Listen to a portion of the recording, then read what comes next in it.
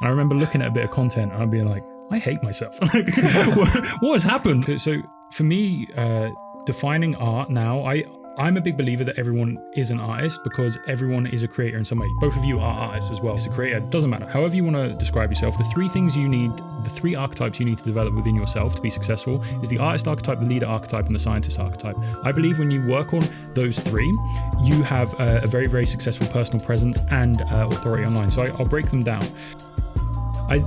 So I'd been working on that for a while. I took the exact same bit of content that got like 100 likes, and then I just did that process, and then it got like 500,000 views, like brought in like 2,000 followers. My mum has a great saying that's like, she's like, your rough edges are what gives other people what other people can hang on to. If you're too smooth, you're too polished, only talking to the ICP, there's nothing for people to like get their teeth stuck into. They just slip off. It's like, okay, yeah, that's interesting, but what's like the roughness? What's the realness that like, okay, I like that person, or I don't like that person, or oh, that's funny. Like just something that is like a bit rough. That's important. The personal brand needs to be purely you. You've got to give people access to you, and you have to be selfish with that. It's your space online, and that's it. And sometimes when we have the podcast clips, we're like, okay, well, I'll show this person, it'll be good. No, it will confuse your audience. You need to get your face out there consistently. Hey, this is me. This is what I'm about. Obviously, this is our first real conversation. Yep. We don't know loads about you. So for everyone watching and for us as well personally, who is Tom Spark?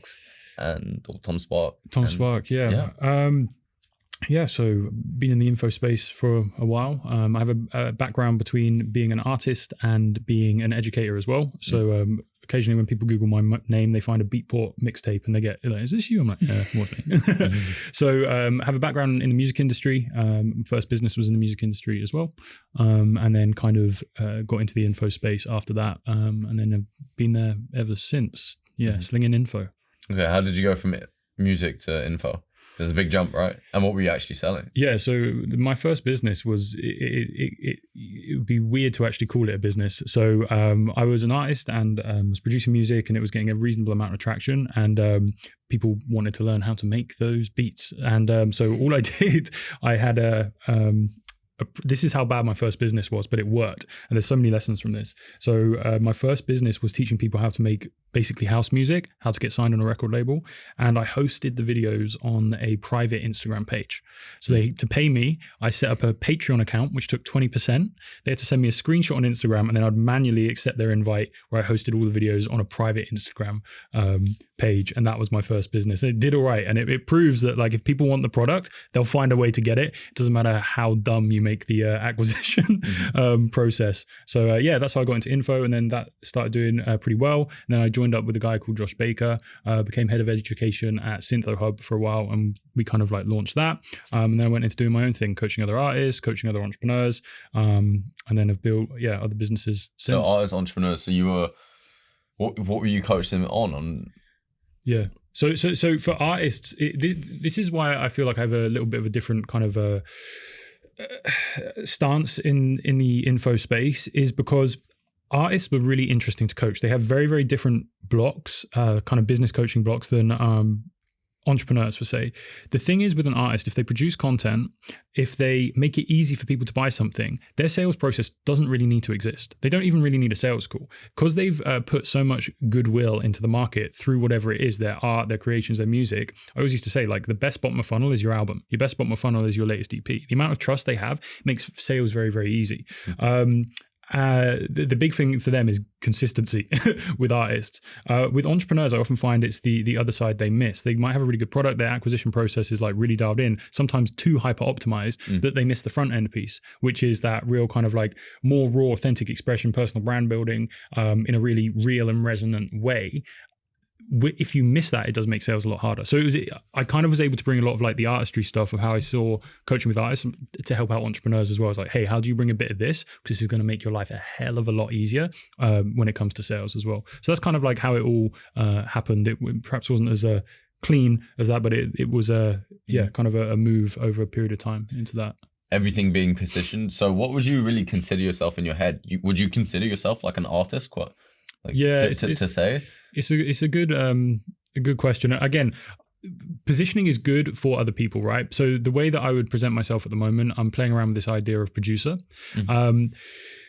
because I like I like where that sits between artistry and entrepreneurship and the work that I've been doing for a long time. So my best bits of work and the best clients I've enjoyed working with are the ones who've paid a lot of money, and then I can sit there, see what's going on, and I can offer a perspective that can shift a lot of things. That's, again, it comes from experience, but that's how I like to present. That's how I like to work nowadays. And I like this idea of a producer. It kind of comes from the music producing background as well. But it's this idea that you can put out products for people to consume.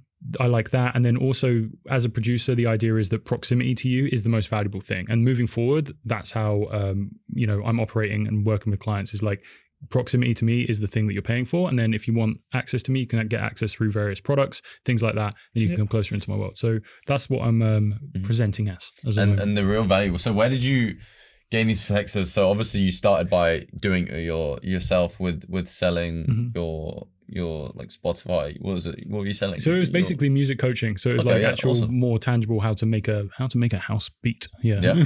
And then that eventually transferred to different perspectives. Like, when did you realize that you could give value to entrepreneurs? Yeah. So it was. This is the funny thing, right? So I accidentally became like an entrepreneur. I would have seen myself as an artist and an educator. That was going really, really well. And then obviously from my Patreon and private Instagram group days, I realized that there was perhaps better methods. And then, you start Googling, okay. And then you find it, and then you read like a Russell Brunson book, and and then suddenly like you have this wealth of knowledge that artists are like, hey, what the hell is it that you're doing? So a lot of people I kind of came up with in the music industry, they're like, wait, what the hell are you talking about? That's new and novel and interesting. And I was like, okay, well, let me help you with this. And the shift for me was, I was an artist, I was kind of gigging, doing that thing, people like my music. I then went into kind of like more of the coaching, and then I went more into coaching. And I remember maybe like 3 years ago now, my content on my page had gone from like music that I loved and I was passionate about to me talking about fucking funnels. And I remember looking at a bit of content and I'd be like, I hate myself.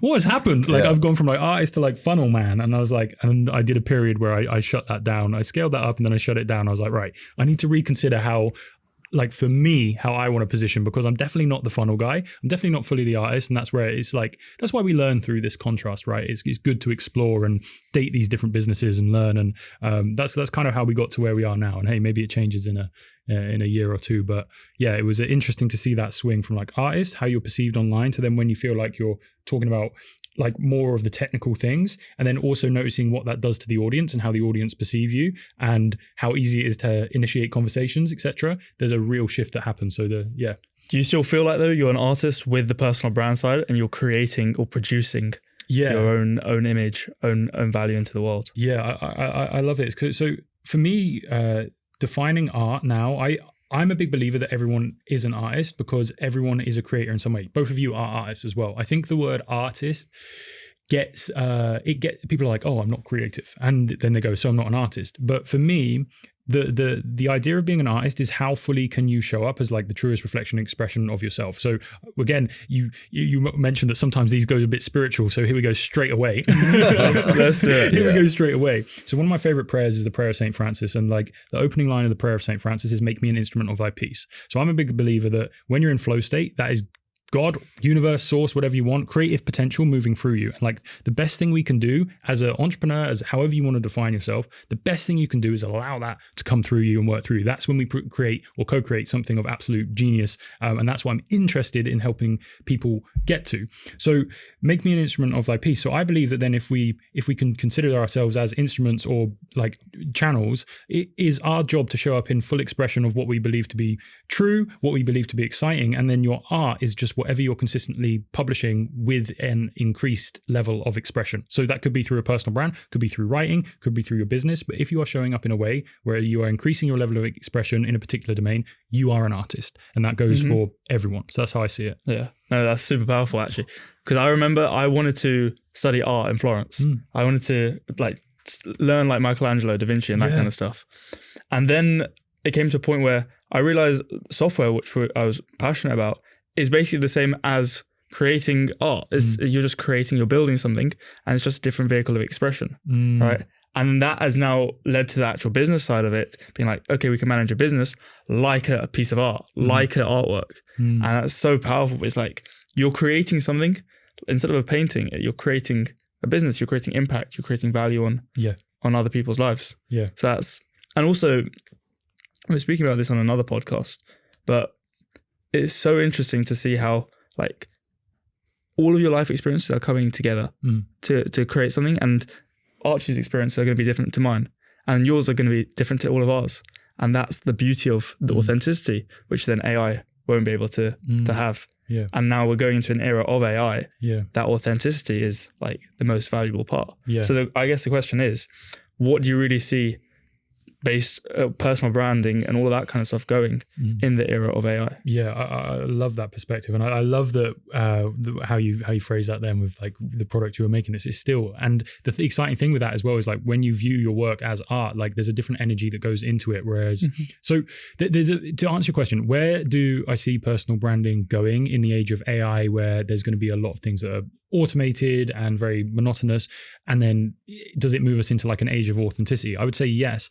So often what I say to people, to be successful online, it's all going to be about the internal work you do on yourself and how that is expressed and showcased to the market in a way that is consumable for them. So the three things I say to, and again, however you want to describe yourself, an entrepreneur, an artist, a creator, doesn't matter. However you want to describe yourself, the three things you need, the three archetypes you need to develop within yourself to be successful is the artist archetype, the leader archetype, and the scientist archetype. I believe when you work on those three, you have a very, very successful personal presence and authority online. So I'll break them down. Your artist archetype is like we spoke about, it's your full expression of where you are right now for your experiences, your frameworks, how fully and how much courage does it take to show to actually step into that and say that. Art is actually to really, really do something that other people aren't doing. That's what art is, right? It's like a new way of seeing the world and expressing that through like your artistry. So we spoke about that. The other one is the leader archetype. So in order to people, we talk about followers online, right? And this is where I think that personal branding can be so powerful if you do it in the right way, is you want to be showcasing your own evolution. Your personal brand should give a sense of improvement, evolution, and increase in what you're doing. Because if you're not in motion, you're not worth following, right? And this is where I see so many people go wrong. They present an old version of themselves because that old version of themselves online is what they think they need to be in order to get leads. And as soon as you're creating from that place, you're creating out of a place of obligation, and it's very, very stagnant. And that energy is felt within the content. Like content is communication. It's like this right now. The only difference is there's a screen online. And the really important thing there is to realize that this is where I see a lot of business owners particularly go wrong. They think that they view content as almost like an afterthought obligation of, right, I need to get that out because we need to generate traffic. Okay, there's an element of that is true, but also how you're speaking to someone is as important as what you're saying, right? So having that and again, this is where it comes to the big questions, like, in order to be a leader, you have to know where you're going and why. And a lot of people, if they've bought into someone else's program, they know where they're going, but they don't know why they're going there. They've just kind of like copied and pasted what someone else gave them as a vision, and now they're working towards it. And it actually creates like quite an uninspiring place for them to create from. So there's those two archetypes. That's, if you get those right, you're going to be very magnetic. And then the last one is the scientist. And this is where a lot of like influencers go wrong. So a lot of influencers, they're inspiring, they show up and people are like, there's a lot of buzz, lots of likes, all of that stuff. However, what they haven't done is they haven't spent the time putting their thoughts, their frameworks, their structures, their ways of doing things into repeatable systems and frameworks that they can then give to other people or use for themselves to create sustainable and consistent results for themselves and others. So I think if you focus on those three things, is like, if you look at the task in front of you, it's like, hey, is this an artist task? Is this a scientist task? Is this like a leadership task? And if I'm not getting the results I want to get right now, where am I kind of not showing up in that area, you know? So that's kind of like the way I like to think about it, and how those are the threads that I would pull on for people. And for the scientist task, it's all like you're data driven, you're trying to tweak certain metrics and that kind of stuff. Yeah. So do you then see that's where AI sort of fits in? Yeah, so this is why I'm excited to talk to you guys as well, because I'd love to see how the way I see AI as well. And again, you guys are the experts, but it's like, it's almost the thing you don't notice. It's like if it's doing its job well, then you haven't noticed it. So that's like what's exciting for me about AI, is what heavy lifting can it do in that capacity. Yeah, no, 100%. So like the scientist side of things is basically, it could be your business. It's the repeatable frameworks. It's the systems. It's exactly like you said. It's actually, yes, when I created the content, was I showing up in full expression? Was I like saying things that I actually meant? Did I say it in a way that I actually truly believe, not as I want to be like seen? And then the scientist side of it is going like, okay, how did the content perform this week? So for example, I built a tool for like people I work with, and a lot of people throw around online where like likes don't equal cash and they don't matter. But in my opinion, they do indicate something. And I think a lot of people get in this kind of trap where it's like, just put out the content. Doesn't matter if people like it or not. That isn't cash. I'm like, okay, there's an element of truth. However, there's some great metrics, like let's say on Instagram. If you've got a lot of saves on a post and that matches the likes, that means that you had a really good idea. So how can I repurpose that idea? If you got a lot of initial likes and then there was a quick drop off and then not many saves, you probably had a good hook, but they're not a good idea. So it's like, how can you look at your content and then adjust it in a way where you like repackage the good ideas? And this is the thing, is you don't need to constantly have new ideas. You just need to say the same idea again and again and again and again from different angles until it hits different people. So there's the aspect of, you show up, but then you can also be a scientist and go like, okay, well, that idea clearly has a lot of weight with the market right now. What type of followers did it bring in? Was it the right type of followers? Okay, good. There's the idea there, but the hook didn't hit. Okay, bring that hook, that idea back. So it's like you can combine all of these things. So I'm a believer of like, you got to have it all. Yeah, so it's like full stack. It's like the same principles as people like Sam often speak about, is if you're like fairly good across the board with each system, then you're going to go further instead of just being amazing as a scientist, because then you don't have the creativity aspects, for example. I think that scientist part is actually really interesting because, like, for example, with AI, you can process so much data. And that's the thing with your content. Exactly, if you put those rules in place, like with the likes, shares, saves, everything, you can then reverse engineer, okay, the data's working here, the data's working here. The human aspect is coming up with the idea, and the scientists of tweaking it is where AI comes into play. And then that allows us to have full creativity of what we like to do, the ideation stage. And then it tells us how to execute what is resonating in the market at the moment. And then all you have to do is just move faster than everyone else and create that content. And that's something we're using, leveraging right now, actually, to get as much content out there as possible by then copying and sourcing all this data from what's working for ourselves, for partners and stuff like that. So this is why I love this. You said full stack creator, full stack entrepreneur. It's everyone wants, this is the thing with online, is like everyone wants the contrary opinion, and they want the thing of like, it's not this, it's that. So people are like, oh, it's all about like alignment and how you show up, and then nothing else matters. And then people are like, no, it's all about the data. And it's like, it's both. Like it's all of it. Like that's the issue with online, is like it works to be polarizing, and then people hear something like, oh, well, I'm trying it this way now, or I'm trying it this way. But it's exactly like you said, and that's where I think the magic is. It's like you allow room for that inspiration, expression, bang, okay, something amazing comes out, and then you can just pick it apart afterwards, and then you kind of increase the surface area for more inspiration and for it to hit again. It's funny, I had a bit of content I posted, and this would be like helpful for anyone who's creating online. Your ideas don't die. Like I posted a bit of content 2.5 years ago now, got maybe 100 likes and like 4,000 views. Okay, whatever. I posted the exact same bit of content, but I had matured in how I was making it consumable for the market. So I just changed the hook ever so slightly, just a bit of text. I worked out, my big thing with hooks is make it digestible for your market, low cognitive processing. People are scrolling online, they're in a hypnotized state. Low cognitive, don't make them think too much with the hook particularly. Low cognitive processing, and increased curiosity in a way that is meaningful to them. If you can hit those three things instantly within your content, that's maturity. So I'd been working on that for a while. I took the exact same bit of content that got like 100 likes, and then I just did that process, and then it got like 500,000 views, like brought in like 2,000 followers. Exactly the same idea, but you just tweak that first bit, and that's the impact. How many of those are going to become customers? How does that increase like my status? All that bullshit, just from like actually viewing it like a scientist as well, rather than just being like, it was said and it was done and had its time. It's like, no, you can reuse these ideas, and bang, there you go. It will still, if it's a good idea, and that's the encouragement as well. It's like, if you have good ideas, it's not like performing online. It can be very disheartening. If you know those are good ideas, they are good ideas. And it is your job to do the testing, to get it right, to get it out there. So it's part of the service, is getting it in front of the right people. And then how do you tweak it? Are you watching other people's content to see what's popping off at the moment? Are you just understanding the core principles you said earlier? Yeah. How do you know how to repurpose it to get it? Yeah, exactly. So that's a good question. And there's a whole host of things that kind of just make it work, but you have to test until as by doing it you learn. So following its principles first, it's like I said, digestible, increased curiosity, low cognitive processing. If you can get that within the first 5 to 10 seconds, that's going to increase the chance that people are going to continue to watch the rest of the content. The other thing to think about is also like understanding your market. And I have this idea of like being you can be at the edge. You guys are at the edge of like the AI space. That's one edge. Like you guys are like the way you're thinking, the way you're solving problems. However, that doesn't actually translate, even though you're like, okay, we have these ideas, it's amazing, it's here, this is working.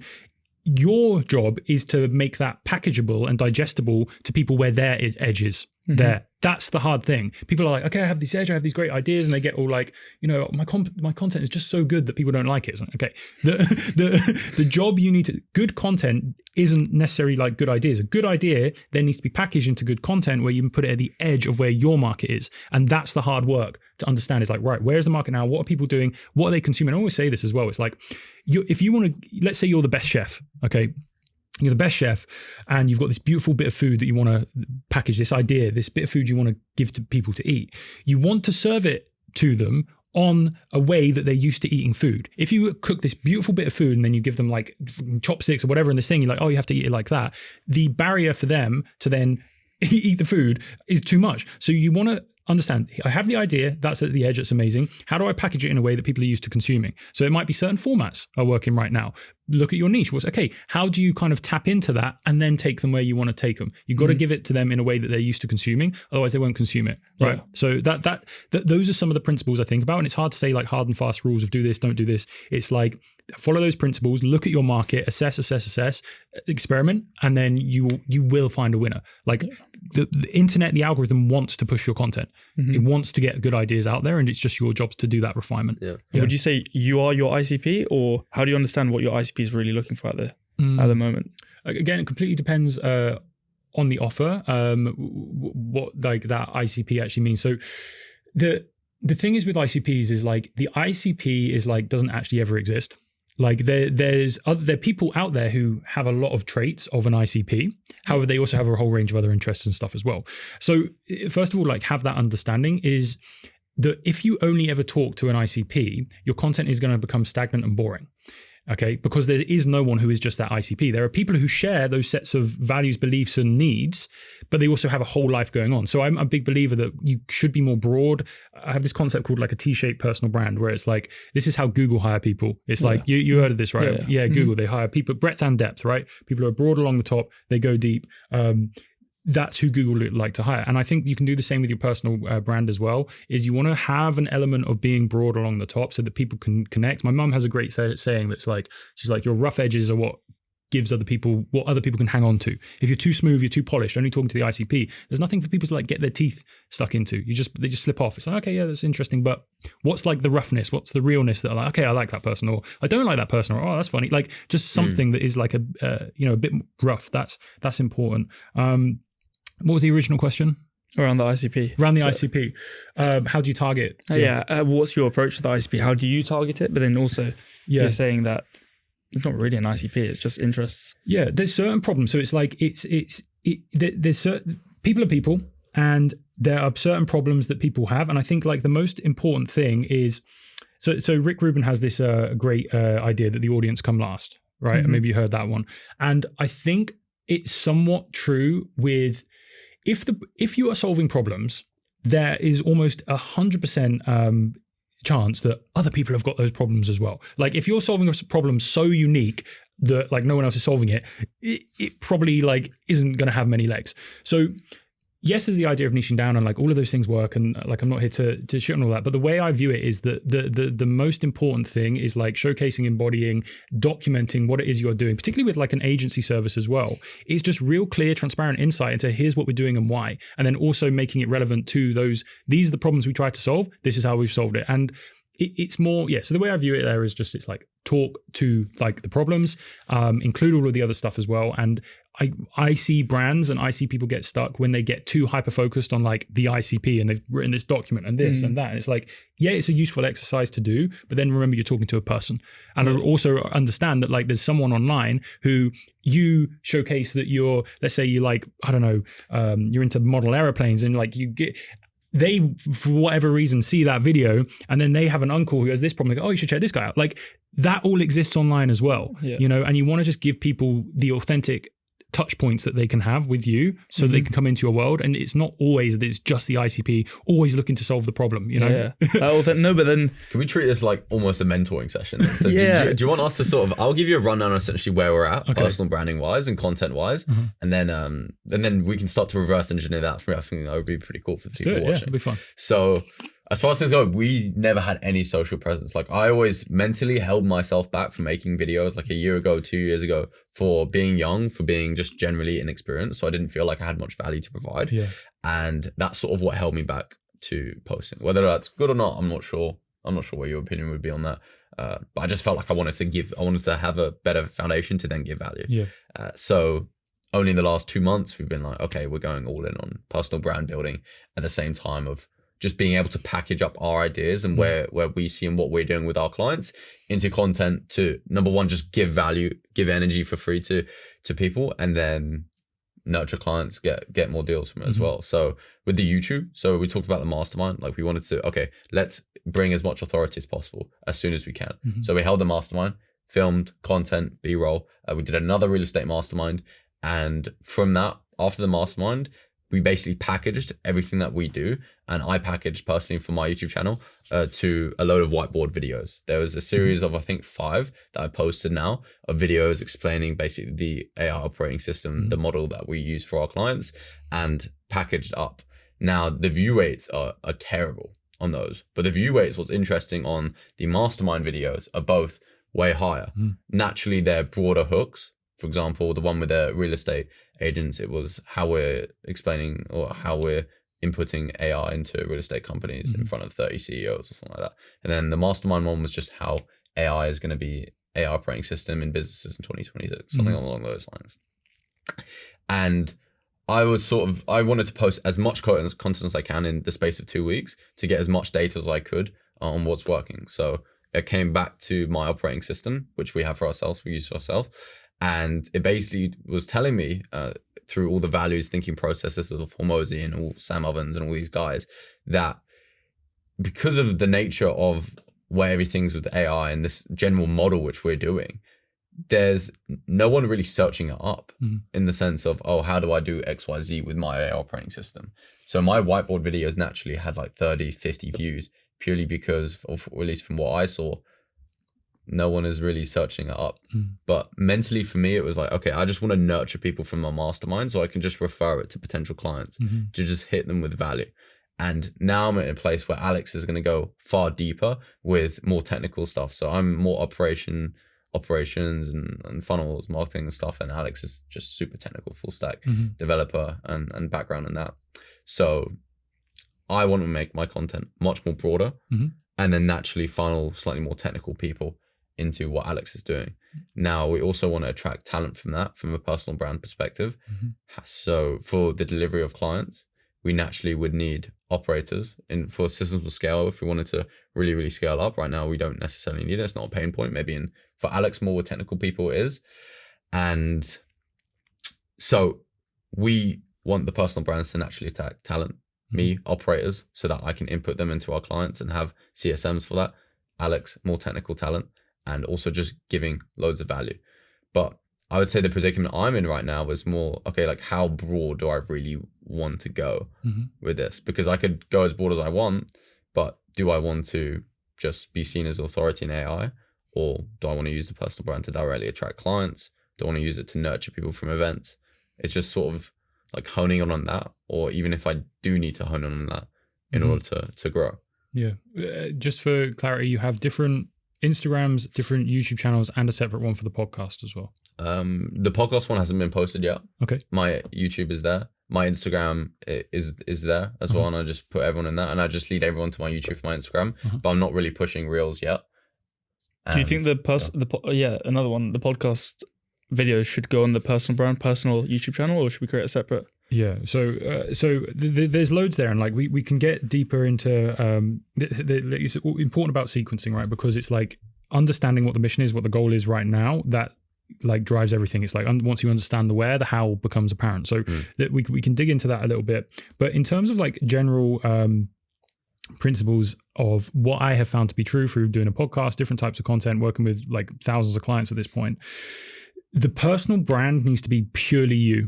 You've got to give people access to you, and you have to be selfish with that. It's your space online, and that's it. And sometimes when we have the podcast clips, we're like, okay, well, I'll show this person, it'll be good. And it will confuse your audience. You need to get your face out there consistently. Hey, this is me. This is what I'm about. Same with the YouTube as well. I would focus on like your two separate channels and making the content that you want to make. The podcast is a great tool as well. And the podcast should 100% be a separate channel. If you're repurposing from the podcast, like let's say you're repurposing from this one, you should just take a clip of whatever you said just then or whatever was a bit valuable and put that on your Instagram, put that on your YouTube. It should be like your personal brand is you. That's what people are going to come back for, is they liked you. And if you dangle someone else in front of them where it's like, they, like a guest and they're like, oh, I really like that episode, they're not going to watch the next one. Like you want them to return for you and bring in the right people for that. So one of the things I've learned, and actually where I've seen more growth, is where I've focused on myself. It's like, hey, this is your space to access me. And sometimes we can hide behind a little bit of humility. It's like, oh, we'll put, them out there first and it feels safer. It's like, no, on your page, it's you. This is where you have access to me. And then those other channels where they're more collaborative, you can 100% do that. And I guess like my prompt to you is I'm still like, you're doing the content. I understand there's certain outcomes. Are there any more underlying drivers that you want to do with like, why is now the time to put out content? Like, I know you guys are going for it, but why right now? Like what is alive right now for putting out the content? I'd say I've got three things. Okay. First one, to show the mission, show the power we've seen in the systems like this AI operating systems to other business owners. So therefore that probably attracts clients. Number two, just be connected with really cool people. That's the beautiful thing about Bali, doing podcasts with everyone. You never know who you're going to meet. The coolest people, you can have just deep conversations. And then number three, also show the personal brand, get myself out there, sort of tell my story out there. So those three things, one, to attract good talent for either people in our team to join our team, or to attract clients, or to just attract just cool people for the network purpose of it. Yeah. So that's really the three things. Yeah. And there's so obviously you'll attract people in through network, but there's it's not an acquisition channel at the moment. It's not necessarily that it needs to be an acquisition channel. It doesn't need to, because like for my last company, everything was mainly referrals and we did super well. So we're happy, but also there's a mission. We want to get this stuff out there. Nurturing and credibility. Yeah. And authority, in the AI space. Just be known as the AI guys. That's really the goal. It's like we want to be the go-to of being around. That's part of the networking, the podcast episodes. Like we just want to be around the biggest guys and just be known as, those are the guys for AI, you know? Yeah, epic. So you're in a great position at the moment because you don't need anything from the market. So the hardest place to build a personal brand from initially is where you don't have enough to give. You already have so much to give, and what you want to do is you want to just be building up the reciprocity bucket. You already did that with the mastermind. So like for context, for these guys, they put on an awesome mastermind, beautiful villa, and you ordered in awesome food. Like it was awesome. So like the amount of goodwill that has created is huge. And you can do that with your content. It's like this first season of content now, there is no attachment to a particular outcome. And that is one of the most wonderful places to create from. So right now it's exactly like you said. I would go through a initial season of allowing yourself to be inspired and create, and getting that feedback loop as tight and small as possible, because you will learn more about what it is and how you create and like your own style and all of that through just doing it. And it unattached, you're going to see these people online. You'll see Daniel Daly and you see people who spent forever refining how to do like a perfect vlog and all of this. Just give yourself permission that whatever feels frictionless for you, as soon as you have an idea and you want to turn that into a signal, you get it out in whatever way feels easiest and most fun for you, and go through a process of just getting it out of you, getting it out of you, getting it out of you, getting out of you. Short season, okay? You will learn so much through doing that than like over-engineering anything else. Like it is one of the biggest things. Get used to creating. You want to become better at creating, you create, and you learn so much along the way. So I would say give yourself permission to be seen, and for some things to do well, some things to do not well, and just know that it doesn't matter. But you are building the muscle of just like getting something out of you. So I would do that. Then I would do the scientist thing, look at what's working, but then also another data point there is like, where did I feel excited and what did I really enjoy doing and what will be sustainable for this next season? And again, I like to treat everything at this phase of my life and for your life as well is like, you're dating it. You're dating a style. You're dating an offer. It doesn't have to be something that's like set in stone right now. And this is what I commit to ever. There's seasons. You're allowed to go through seasons, and that's actually good and normal. And I think good for a personal brand is like, oh, you're in a season of this. Commit to the season. I always say 42 days is a good starting point. If you can commit to something for 42 days of a particular style, a way of doing things, you're going to see results on any social media platform. I've always seen that. So commit to something for 42 days. How come 42? Because, well, I like the number. I think it was like the amount of days Jesus spent in the desert as well. I'm not Christian. I just like, I was like, if he can spend that amount of time in the desert, then I can like post a reel for 42 days. But then the other thing is 42 days is 6 weeks. So I like that because it's more than a month, so it feels more meaningful for a month than a month, and it's not 2 months. And it's just for me psychologically, committing to something for 6 weeks feels meaningful enough that I'm going to produce results, and it becomes habitual, and I really soak in it, and then not too much where I'm like, it's 2 months away. It might just be a psychological thing for me. So I've always liked 42 days, 6 weeks. I can commit to that. It goes quick enough. It's not too long. It's I just like it. There's no necessarily rhyme or reason to it, but I've always found that's something I can get my teeth stuck into. So yeah, that's. Is there anything you want to pull on further from anything I've just said there? How do we sort of, okay, I complete, and I actually am really looking forward to just creating for the sake of creating, to actually just try get out there as much as possible. But then also, is there anything specifically? Is it like cinematic content, handheld, stream of consciousness, talking head? What does it really look like? Is it just whatever I resonate with most?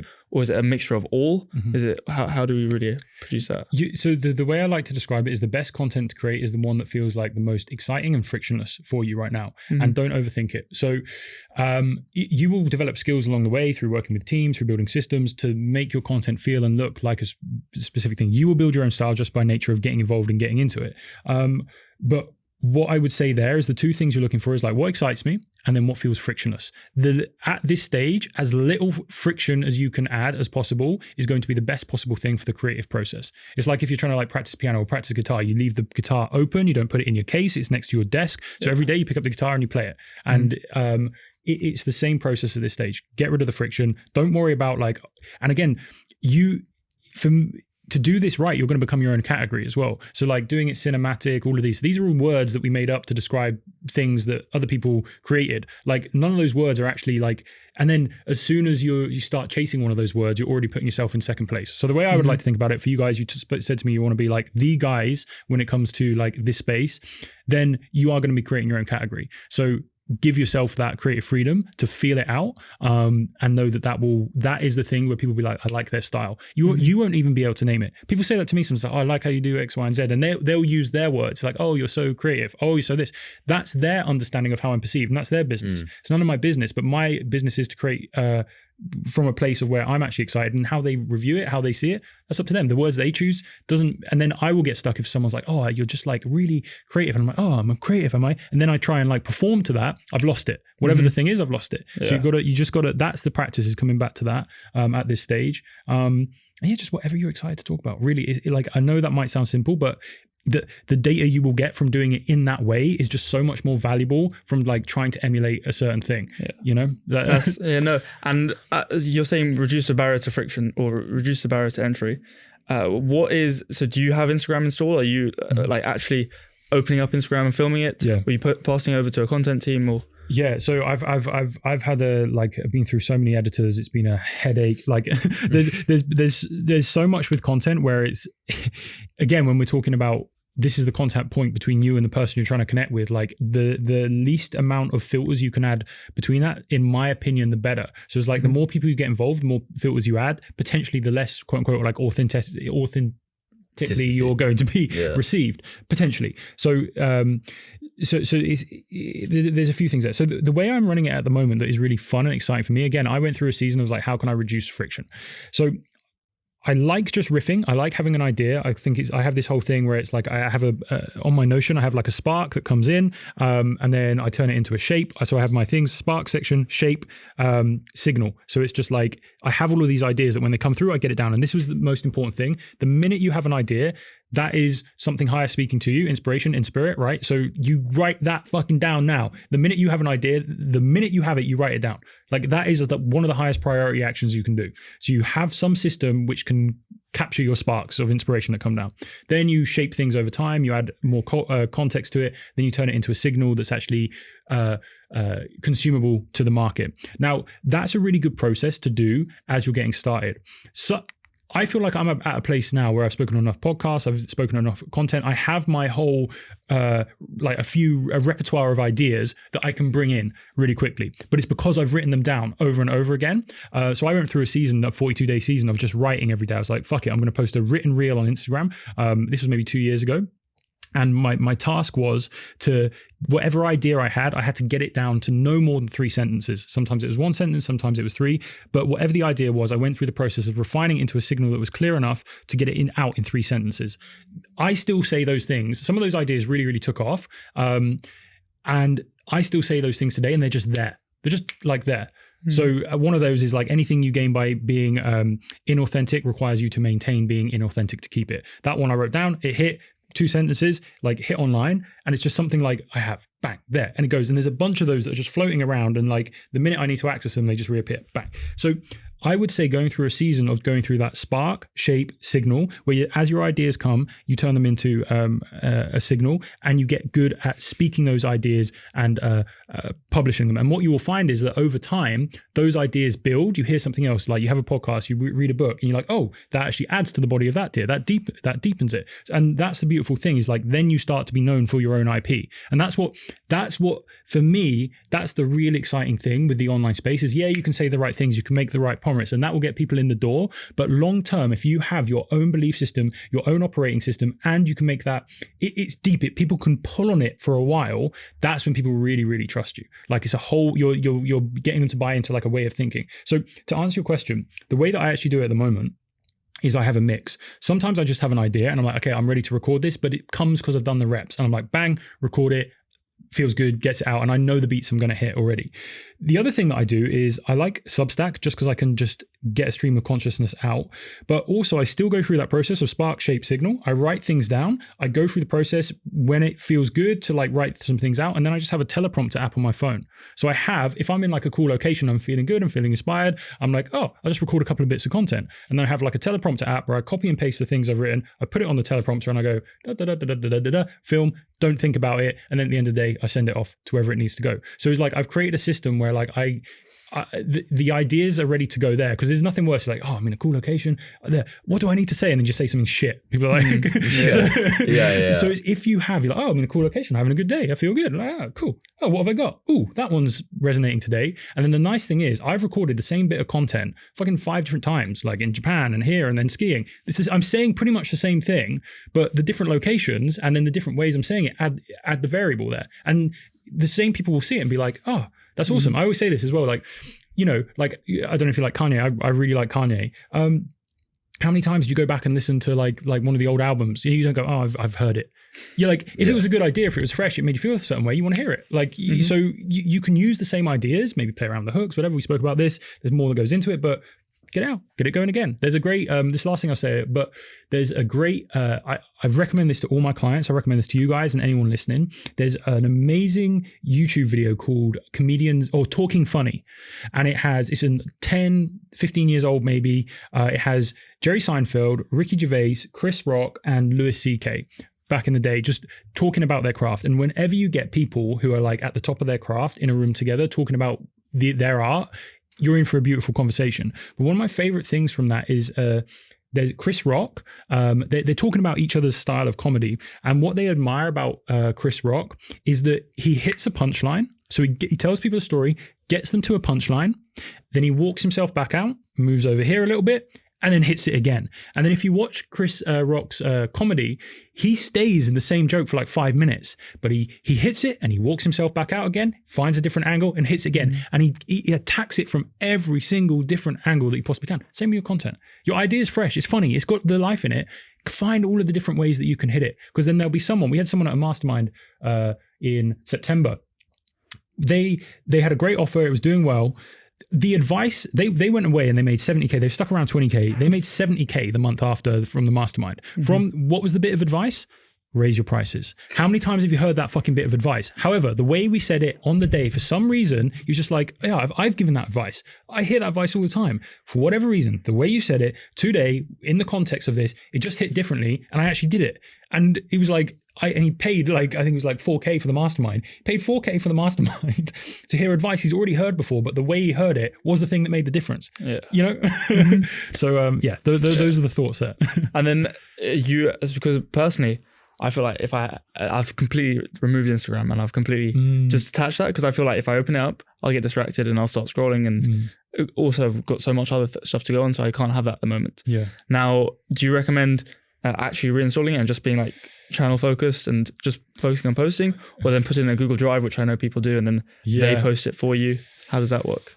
It's a hard one because I still get distracted by it. Like, as much as I like try and not get distracted, it's it gets you every single time. There's a devil in there. Do you know as well? Like, OnlyFans girls got really smart.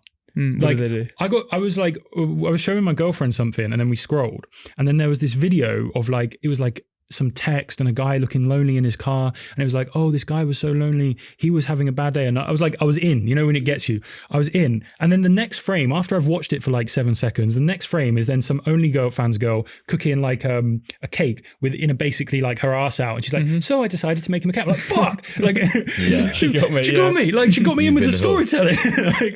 And then I was there with my girlfriend, I'm like, fuck, and she was like, what's that? I'm like, damn it. And then the problem is, it's going to show me more of that shit. I'm like, damn it. So they got smart. So I am reluctant to be like, yeah, you should have Instagram on your phone, particularly if like the quality of like hooks is so good now that it really gets you. It's not the girls that are smart. Yeah. Well, yeah.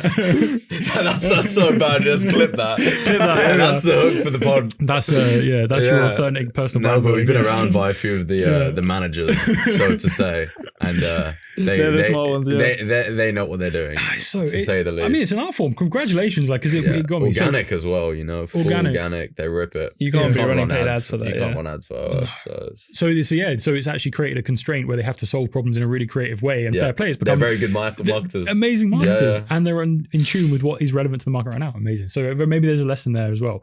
To answer your question about should you download it, again, 2 phones can be a good thing as well. It's like you have your social media phone, and then you have like your main work phone. That can be a good thing to do, particularly if you're upgrading, whatever. Just like, okay, that's now the social media phone.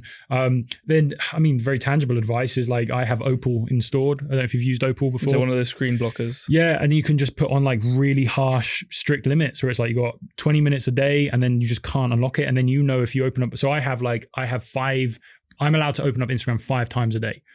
We have that block, and then there's a 40-minute limit on it. And if I don't post like within that time, so I will still post a bit of content. If I open it up and I'm being like, it's like, oh, well, you got like a bit of content won't go out. You're gonna be that guy. So it's like that's the more tangible ways to give yourself some blocks in there. But then I have been in a case before where it's like I've had to like message someone, or I've called someone on Instagram or whatever, and I'm like, shit, and then I've missed it, and it's really frustrating. So, you know, whatever works for you. But I'm reluctant to give any too much advice there, because like you said, it's a devil in there. 100%. Yeah.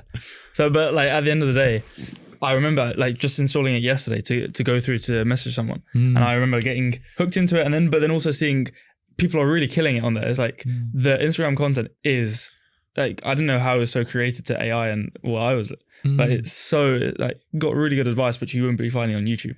Yeah. And mainly I'll be watching YouTube just for, to be honest, we don't even watch YouTube anymore. Yeah. What we were speaking at the mastermind. Yeah, maybe we'll go into this now. We'll just transcribe videos and plug it in and see how is it relevant to us. And I think that falls into what you were doing. I can't remember the name, I wrote it down.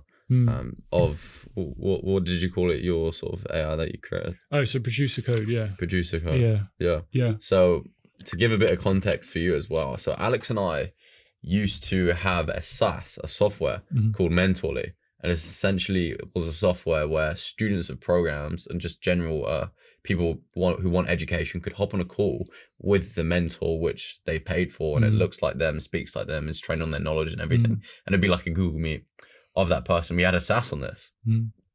We very quickly realized the use of having like an external software for something like that was depleted very quickly when we started using Claude Skills, Claude context documents, because I was able to very quickly 2 months ago aggregate all of the knowledge from Hormozy, from Sam Becker, from all of these guys, the best in the market, of those micro things like how to optimize your Facebook pixel, or like everything of those micro tasks, to a point where I didn't really need to watch any YouTube videos anymore, because I had my context documents on my overall macro, everything which we want to go outcome, whether personally or business.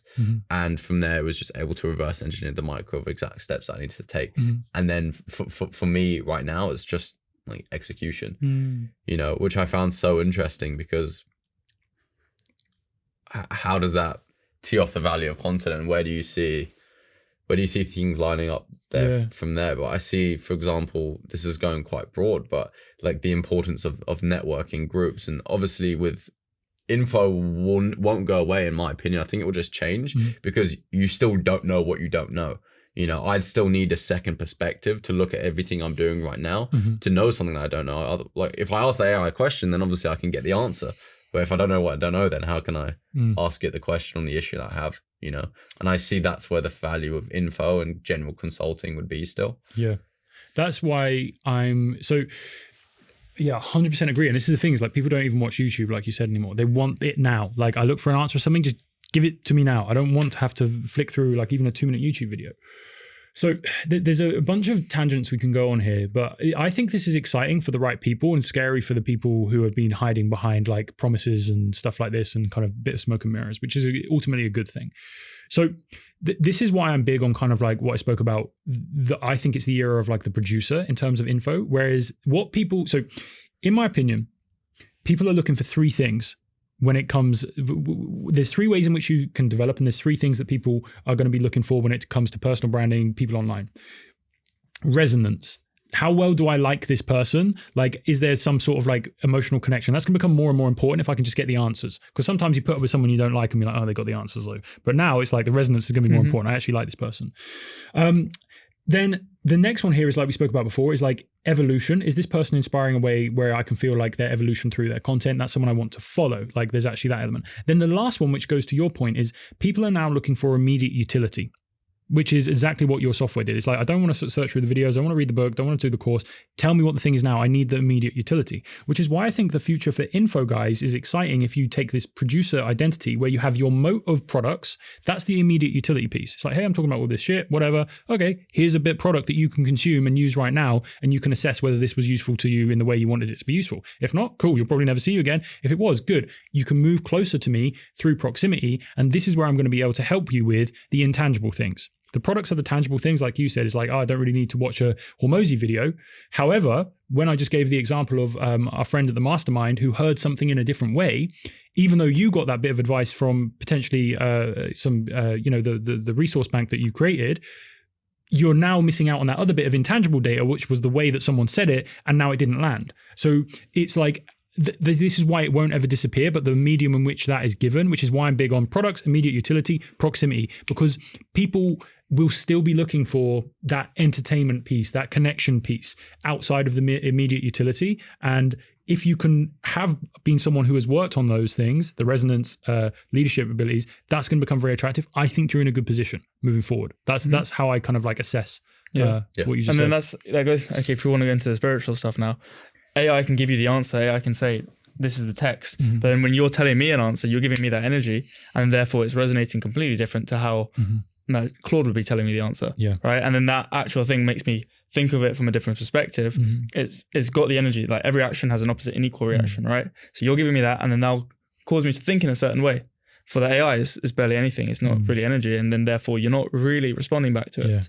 So this is why art is the best. This is why I'm big on art and I'm big on the producer identity, is because art is, this is why I said, everyone is an artist, not just in terms of what they're creating. However, exactly what you said is like, there's a bit of information. If I'm creating art, I have expressed and I have filled out in an area of life more fully in a way that was meaningful to me. And through you consuming my art, potentially you can then feel that distance between, like, it's like, I'm like, hey, here's how I'm experiencing existence right now. Have a bit of that. And through that, you're like, oh, like you feel a gap in a particular direction. Oh, what would it look like for me to fill into that space? So this is why I'm big on art, because this is what content is really. And, often say this as well. Again, background as a musician is like, even like DJing to people, when you choose a particular like song or whatever, the whole dance floor moves in a different way. Frequency, sound, all of this stuff is being literally moved through whatever you produced, out of the speakers, and it is affecting how people move. It's affecting their mood, how they interact through something that was transcending of language. Mm-hmm. So you're creating like an experience through sound that people can move and feel in a certain way. Yeah. Why can't you do the same thing with content? Well, you can. This is what art is. And that's why I think like when people just view content as a utility to like get more traffic, you miss the actual point of how you can connect with people as well. So it's the art piece again. And it's the energy as well, because like, for example, I used to play the saxophone at like jazz clubs in London, and okay, you can listen to a recording, but then you actually go to the venue, you're surrounded in that smoky jazz club, you've got the people there, you've got the band interacting, and like seeing the counting of like hearing 1, 2 to get into the music, that's the beautiful part. Yeah. Because everyone's like spontaneous, it's like a conversation. Everyone's just reacting off everyone else, playing the music accordingly. Now, you don't have that in a recording. You can listen to it a million times, but it'll be the same thing. And you have that combination with the people in the room, the atmosphere, the energy of the performers. That's why I don't think live music will ever really go away. Because even that Ramper last weekend, everyone was moving in the same way. Everyone was connected sort of by the music. Yeah. And then that's not something that AI will be able to do, because it's the energy from a person. And I don't know if everything's super efficient with AI, the most efficient thing possible, it's like you're giving the most efficient amount, so therefore it's using the least amount of energy but then you're not then therefore getting the same amount of energy going back to it. Yeah. And therefore humans, the beauty of it is we're inefficient. Yeah. We do things in the wrong way. We do things in a long, complicated way. Yes. And then therefore that energy is what is the beauty in response back to it, and therefore has a better reaction, and therefore separates from the AI from the human. 100%. Which is, and who like human experience is like why we're here. Like we're here to be humans, right? Like we didn't come down here to like create a different machine. We came down here for whatever reason. And this is the thing, like there's so much we can go in, and I fucking love that you're a jazz musician as well.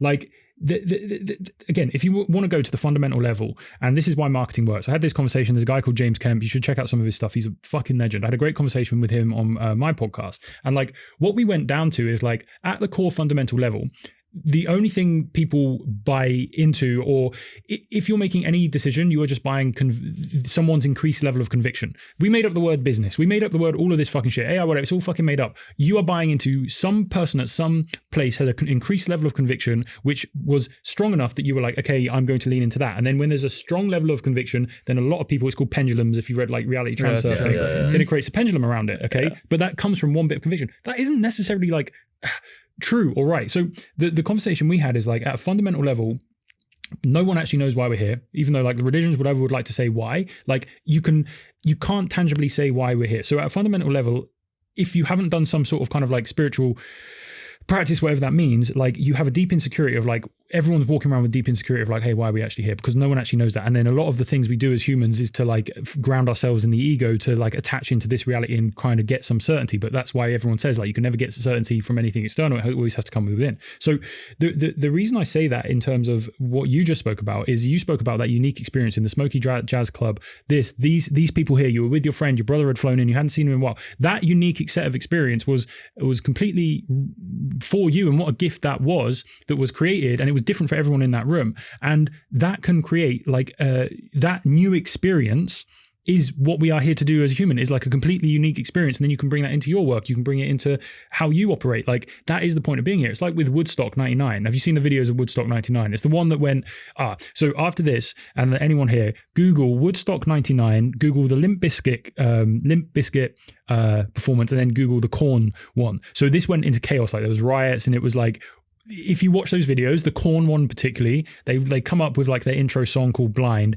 and it's just got this awesome build up, and then there's a bit where he's like, "Oh, are you ready?" And then it's like this massive like heavy metal drop, and you just see this wave of, you literally see the audience like a wave. You see the sound wave, and he's even looking at it like, "What the hell is going on here?" But then everyone in the music industry always talks about Woodstock '99. There's no recreating that. You can't do it again next year. It was that unique set of experience that was created something truly, truly unique. And when you can create something truly, truly unique and experience like that, and you can be present with it, that is what we are all seeking for as humans. Like, life is happening right now, and we are looking for a completely unique experience, because then we can greater express and greater feel in a better way. We can bring that into our work, yes, but ultimately that is why we're here. There's no other reason. Like, we're here to have these experiences. So no, 100%. Like, the whole beauty is, so from a technical background, from software, like data, how do we make the most of this? But then the actual beauty, have you ever noticed where you can rehearse something a lot?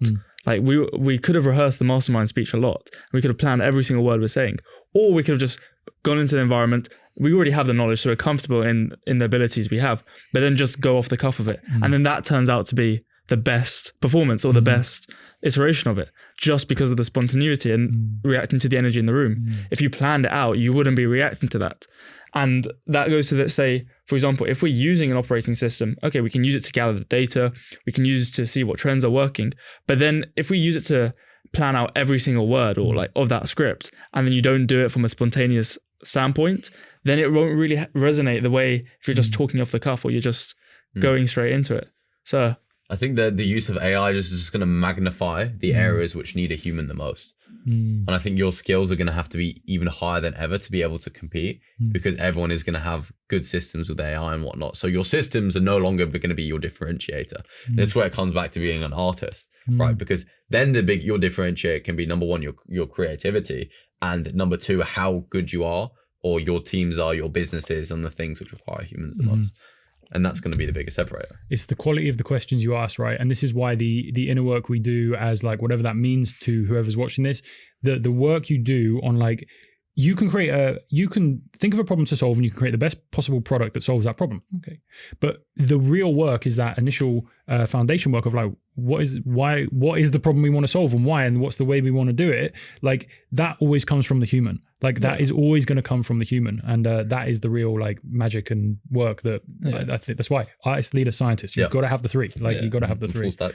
Full stack. Yeah, but it's a lot beautiful speaking to an artist, like actually seeing how it's completely different, or it's not even different. It's just, you can map out everything, you plan out everything, but there's the stuff that happens within the planning or within the what's planned out, and then the actual performance, that like spontaneity part, that's the real magic, which AI won't really be able to replicate. But that's when you combine it with, like, for example, we talk about operating system, the quality of your data, you know, the ability to improve the quality of that data and aggregate more statistics that you didn't originally think you had, or having perspectives from the AI that you didn't think you have, and then combining that with your creativity to then be like, okay, cool, what about this idea? And then having that evaluated, and then taking action, making that video, recording it, hiring that team member. One of the things I find with AI as well, which is hilarious, is it sometimes shows you what you really don't like. So it's like, sometimes you're going back and forth with it, you're brainstorming, and I'm like, I hate all of this. And then I'm like, I like this. So it gives you more conviction of like the actual taste. Like, this was my taste and why. And they're like, fuck you, AI, right now. Like, it's not all the time. But you know what I mean? It's like, actually, it can just be a mirror of like, that's not it. You don't get the point. And it's like, that's the thing that only, so it provokes you to bring up the thing that only you can bring up as well. Have you ever checked out Suno? The music platform. I played with it once. Yeah. What do you think? I can see, again, it's like one of those tools where people like, I think the more you play around with it, if you're a musician, you can actually probably do so much with that. Like, I haven't had time to play around with it, but even then I was like, oh, this is crazy. Yeah. Cool. I was blown away. Like, I thought these were pre-recorded songs. No way. I genuinely thought there was like a jazz section on it. I gave it a prompt, like play like Charlie Parker or something. Yeah. And I was blown away by how good. I literally, it's like that Chat GPT moment. You just like, what the hell? This is crazy. And that was like a year ago. So I wonder what it's like now. I'm a big fan of Slipknot. People often don't realize that. Like Slipknot are one of my favorite bands. I just love the energy they put into their music. I listen to a lot of stuff. Listen to a lot of jazz as well. Yeah. But there's these great AI covers of Slipknot doing like Motown. Have you heard any of them? Oh, they're so good. Like I'm almost tearing up. I'm like, oh, robot's making me like tear up. Damn it. That would probably be a cool use case because it's the song and then in a different style, like Metallica in the style of country. Yes.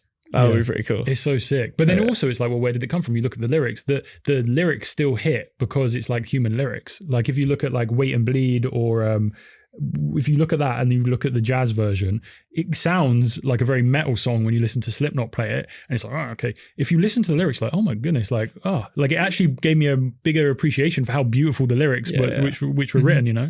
Yeah. So, yeah.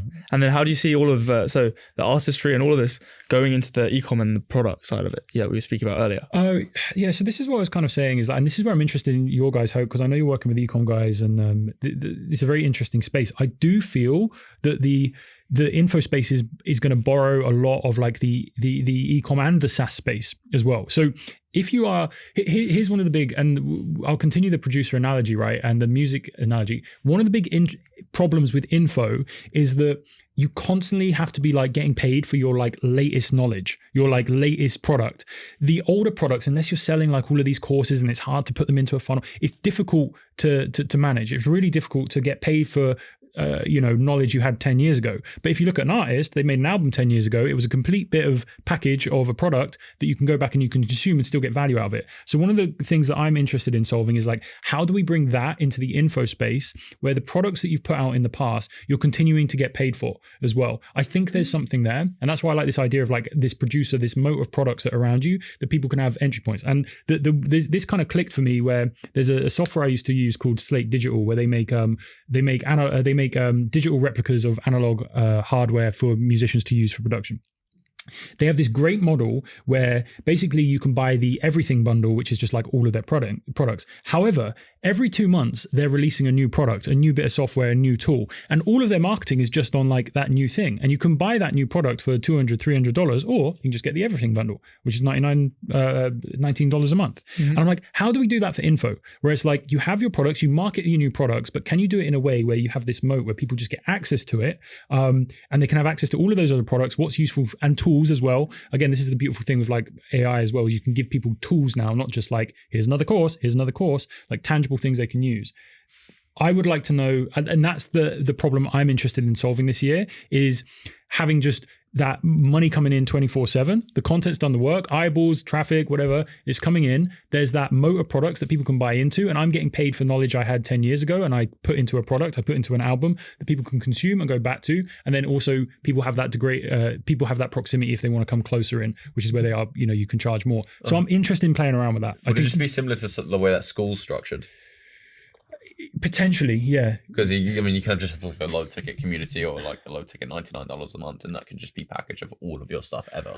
Yeah, and then also it's like that is like probably like the least friction way to get into it. But then for me, it's also like, if someone did want to buy just an individual product, it's like, okay, you can do that for the price that it is. And again, school can already do that, I think, right? Yeah, it might just, and this is the thing, it's like, one of the, I might have this lofty idea of like, I'll produce it, I'll create this thing, but it's like, oh, school's actually the platform that has millions invested in it. Just use that. And you can just kind of reframe it around that. So yeah, it's like, it's getting people to buy in on that monthly, and then using like new products as a way of hitting like a new marketing angle, then also giving the product. So that could be a great, like using that existing. But I think it's just like a reframe as well for like the whole industry of how they're used to consuming info. I think there's a different way there. Yeah. But also, as we were actually speaking about earlier, so one thing we did with our software, we were thinking, okay, we've got this product, we got all these, the knowledge, the voice, tone of voice, face, everything. How do we build our own whole software? Do we build like a clone of Google Meet? Do we get it? Or do we just fit it into what they're existingly using? Yeah. And as you said, then it reduces the barrier to entry, reduces the friction, therefore more users, and therefore it's easier to adopt. Yeah. And that goes back to the Elon Musk principles we were speaking about before, where he has 4 principles where the first one is simplify, the first one is challenge the requirements, so see if it's actually needed. Second one's delete whatever's not necessary. Third one is then simplify, so you delete it first and then simplify. And then the last one's automate. right? And the last, everyone tries to automate first, but then you have to delete what's not necessary, or first of all, question if it's even necessary, then delete, and then simplify. And normally his whole thing is, if you haven't deleted enough, if you're not needing to re-add stuff, you haven't deleted enough. That's, if you've seen the rockets, the Elon Musk rockets, it's like a super, super complex rocket. Then the newest one is like relatively simple. And the brand newest one is literally just this looks so simple. It looks like a Tesla. It looks like super like clean, no pipes, nothing. And it's like from the messy pipe, spaghetti, whatever, to now it completely shows its principles. So then that's what Archie was saying around, okay, if there's a platform which already has all the users, is adopted by the industry, how do you reduce that barrier to entry? 100%. And therefore and then also that saves a lot of time and then gets a lot more feedback, iterate faster, see what's working, get the data, plug into an AI system. Yes. And then get everything Combine working. it with your creative mind, execute. Yeah. Aggregate that data from executing and then repeat the cycle. Yeah. Big on that. Low friction. I love it. Yeah, you're so right. It's like, it's that low friction. And also what we said earlier as well, it's like, where are people already? Like, why add all of this friction? It like might look cooler on the surface, but the amount of problems and bugs you're going to have, it's just not worth it. That's exactly it. Yeah. It's the same thing. Like, why don't you give the analogy of a thing you did a podcast with the other day? I was in there.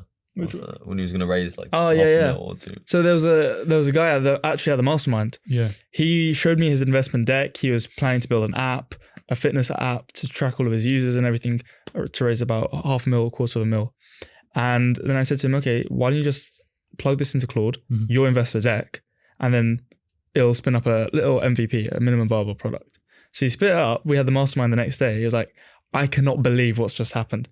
I do not need to fund anymore. I do not need to raise anything.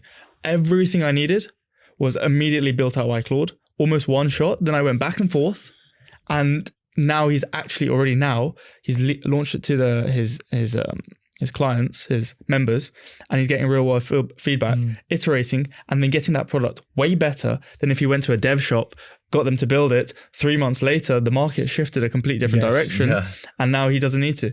The feedback loop is now going to be smaller than ever, and that's why execution is the most important thing. And then failing, and then getting that feedback from the failing to then put back into the system to get even better. And then that's how we see Alex Hormozy doing 100 posts a day or whatever, because he's getting all that data and therefore he's learning and then evolving that.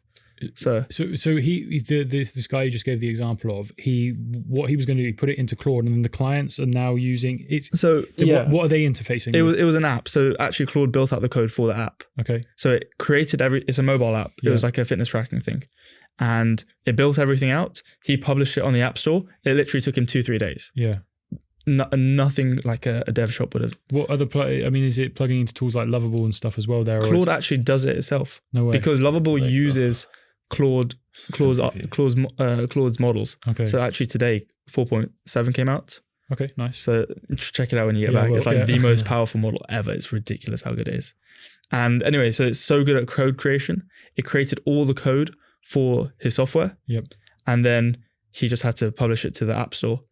And then now people are using it. I don't understand this. Can you explain that to me when you say it created the code? Like, because I'm aware that this is I need to develop my scientist archetype here more fully. When you say it created the code, what is required in let's say someone like me, if I was doing something similar, what other parts of that ecosystem am I required to like have the data come back? And I'm not just sending like the code to like the App Store. Yeah.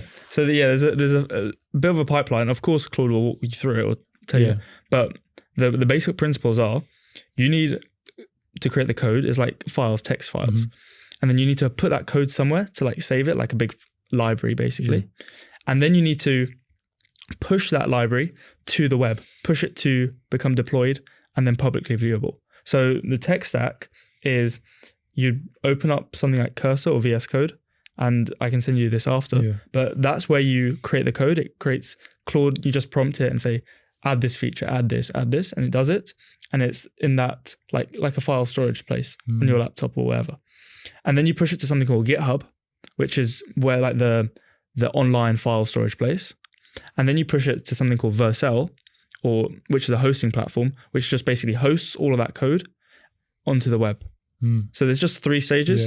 And then if you want back-end data, you find a database. So a really great one is Supabase. And so there's the 3, 4 softwares, 5 softwares, whatever. But the beauty of it is all of these softwares have connectors to Claude. Okay. So you just get the key from GitHub, you get the key from Vercel, from Supabase. So it'll maybe take about 10 minutes set up, plug it into Claude, and then you say, go do this. And then it utilizes all of the softwares without you having to even log into it. So any updates you're running or any adjustments, you make all of that in Claude. Exactly. And you're in your Claude chat, like the ChatGPT app. Yeah. And you're saying, add this feature, publish it, whatever. Yeah. And you can do that from your actual, from your Claude chat desktop app. Yeah. And this is why we're saying in the future, I don't know what the software landscape will look like, because anyone can create an app. So therefore, if everything can be plugged into Claude, why would you ever need to leave your Claude terminal? Yeah. Right? So then the whole beauty of it, the whole valuable thing is the data behind it. And then yes, I remember this really landed when you guys said this. That data then plugs into Claude, and then the data is the valuable part, because you can't just make up data. The data is data, like property listings, for example. You plug that into Claude and you ask the questions and stuff. It'll do whatever it needs, but then it pulls from that data to have the best outcome specific towards you. So so the whole point is you can build a software and it's not really complex at all. There's a very low barrier to entry once you have all those connectors, APIs, MCPs is what they're called, into your Claude, and then Claude can just do everything that you can do. And eventually it'll get to the point, and I think it already is at that point, where it can control your computer as good as a human controls your computer. Because at the end of the day, Claude code, it could be intimidating code, but at the end of the day, code is everything on your computer. All your apps, softwares, phone, everything is built with code. So therefore, if it can create code, it can execute on code, it can do whatever you can do on a computer. Therefore, it can move your mouse around, you can click on certain things, and therefore, that's why, if we want to go really deep into it, what are the first jobs which are going to be replaced by AI? It's all the ones which are just solidly on a computer, like copying numbers from one place to another, spreadsheets, all this kind of stuff. Even like my team of software developers, I think software development will probably go away pretty quickly. Unless, of course, it's going to dramatically change. The ones that know how to do it will be amplified 50 times. Yes. But software development, all of the developers on a screen 24/7, that everything's built on in a screen. That's why maybe if we look at it, plumbers, electricians, those kinds of jobs are going to be the ones in most value, like the bricklayers and that kind of stuff, until robots come out. So is there anything else that you guys see that, like, maybe because you're at the edge of your market, like that was a really interesting, like, talking about what are the actual sustainable jobs, and it's not what we thought were getting replaced. Is there anything else that you guys think you can see that the market can't see at the moment? I think it's you can say this information, but at the same time, it's going to be so slow, the implementation barrier. Like industries like info, like e-commerce, are going to move rapidly, and they're going to adapt very quickly, and they implement very quickly. But older businesses like real estate and mining and brick and mortar companies obviously going to be a lot slower in certain departments to implement stuff like this, which means there's for people who are on it, watching podcasts like this, starting to understand more AI, they have time to pivot whatever it is they're currently doing into a different skill set. And I think personally the most important sort of people and companies are going to be the operators. Whoever's the best at operating these systems is going to be what's going to do well. Just look at factories 100 years ago when they started getting machines into it. It's not like it blew the world up. Just made factories more efficient, and the people who are operating the machines were the ones that are doing the best. I think it's the same thing. To give you a clear example of this as well, and like double tap on your point there, like you can see how much of like a, what's the word, noob I am when it comes to like actual how these things all fit together. Like you, from my questions, you're like, this guy. But my last education business that I was part of, I was seen as the AI guy. So that can let you know, like, that's like, people are like, wow, how are you using AI? And I'm like, I didn't have a clue. However, like, they were like, oh shit, like, that's really cool how you're doing X, Y, and Z. And like, so I think what was interesting for me to see there is like, holy shit, like this gap, like you said, is going to go, and like anyone, even just spending like half an hour a day fucking playing around with something is going to be like valuable. And that's why we want to make content as well on this, because like, how can we make a bigger impact, or just like purely from value? Like, how can I be slightly broader and just saying what's capable? How can Alex's content translate to actual this is how you do this. Yeah. You know, that's really the goal of And as you said, though, the whole thing is play around with it. Just, use it, see what's happening. Yeah. Go into Claude and say, how do I build this app? Like, I would even say for yourself, all the data that you have, just say, how do I aggregate all this data? And then you just show it in a visual, nice to read dashboard. Yeah. And then every morning you can look at a dashboard and see all your metrics. And instead of having to go into 5 different platforms, that could be just like a really quick thing done in half an hour. Yeah. And we've already seen like that's a massive low hanging fruit, 80-20. The things it builds already now, like I give it prompts and it just starts building something, and I'm like, I've suddenly got like a whole questionnaire I'm answering, and I'm like, it just does it. I didn't prompt it to do it. It's crazy. And it's going to be even more powerful from today. It's 4.7. I woke up and I fucking screamed like the world's gonna change. But no, I think that's a good way to end as well. As the next thing is like, it's amazing, it can build all these things, but it goes back to thinking in first principles and translating that, like we were speaking before, is what I'm doing, is the time I'm spending, is the credits I'm spending going to directly correlate to ROI and revenue growth in my company, you know? And if you're just thinking like that, then you're going to be ahead of the curve with everyone, because so many people are going to be wasting their time. I've got 20 Claude Code terminals, the Claude Code lock-in, but are you actually translating that to revenue? You know, and impact and providing value to your ICP? So true. And are you getting your message out there, that creativity, that artistry? And then... Thank you for having me, guys. This was fucking epic. You guys are killing it. I love it. It was great. Thank you for the mastermind as well. And these guys were very generous hosting a beautiful mastermind, and amazing questions as well. So thank you so much. Awesome. Thank you for coming on, man. Awesome. Great stuff. That's it. Thank you, bro. Thank you so much. Yeah, that was fun.